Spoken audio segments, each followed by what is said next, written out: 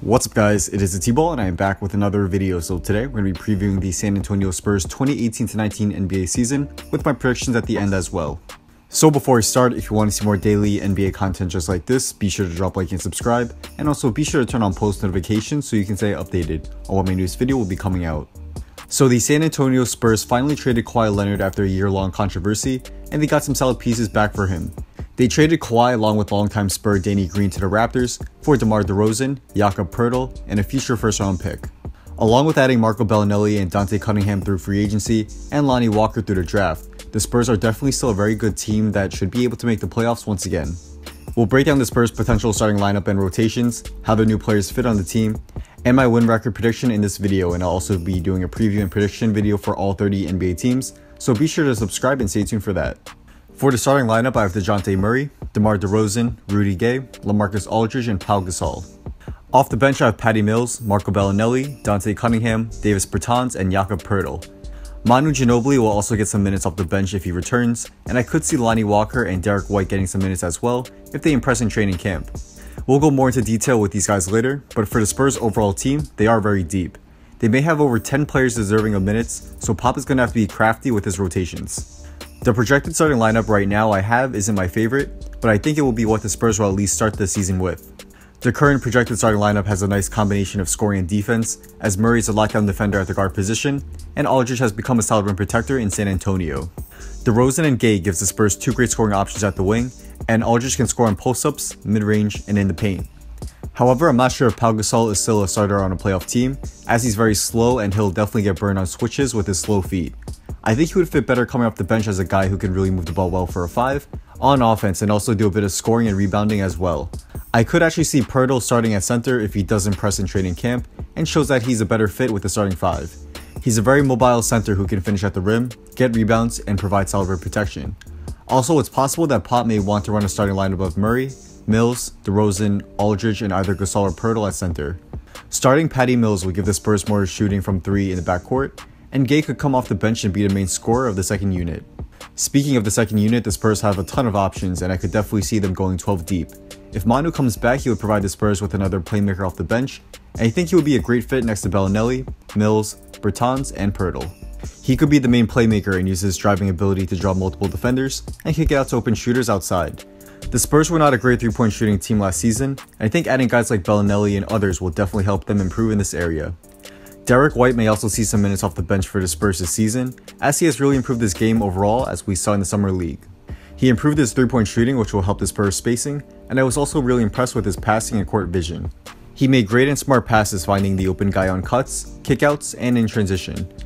I could definitely see him getting around 15 to 20 minutes per game if his improved game translates to the NBA. He'll provide the Spurs with another playmaker and shooter, and I think in the future, if he keeps on improving, I could definitely see him becoming a starter.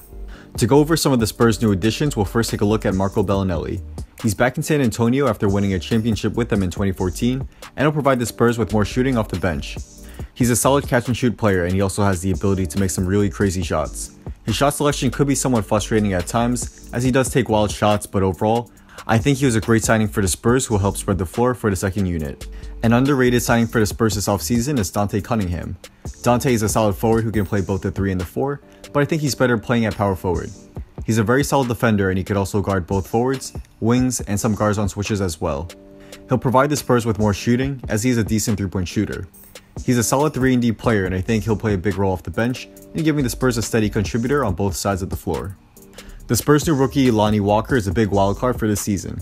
He's a 6'5" guard who has great athleticism and is a very dynamic playmaker. He's aggressive and quick in getting to the rim, and he showed a solid finishing ability in the summer league and in college. He's a scoring guard that could create his own shot, and he also has very good basketball IQ in making the right play. But what people are very excited about is his defensive potential. Walker has quick hands, length, and great athleticism, giving him the ability to force turnovers by getting steals or getting blocks on defense.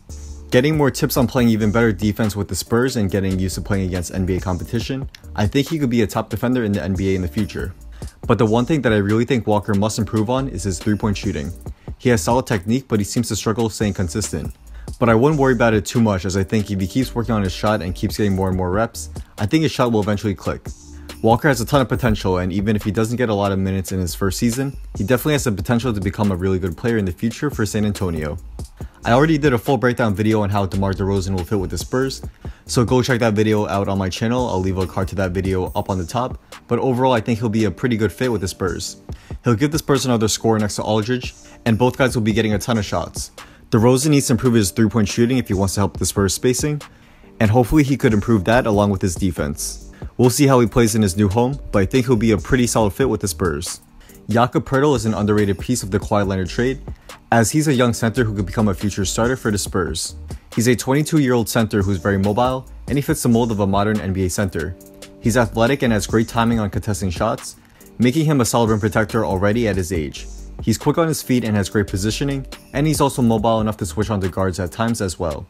He's a solid finisher at the rim and a pretty good pick and roll player, and I think that's what we're going to mainly see from him on offense.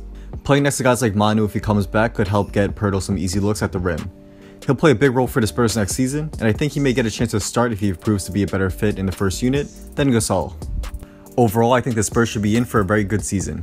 They won 47 games without Kawhi Leonard last season, and now adding DeMar DeRozan and other solid pieces to the team, I think they'll improve. I'm not expecting a drastic jump as while the Spurs got better, almost all teams in the Western Conference got better as well. I think it will take some time for the new team to click, but once it does, they're going to be very hard to beat. I project them to finish with a 50-32 record, and it's definitely possible they could win even more games if everything goes right.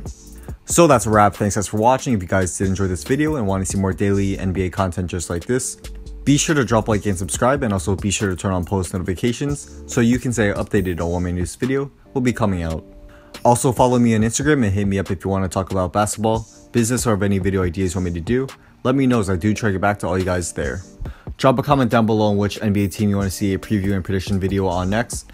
Let me know, as the teams that get the most comments will likely get a video on them first. So once again, thanks for watching, and hopefully I'll see you guys soon for my next video. Peace.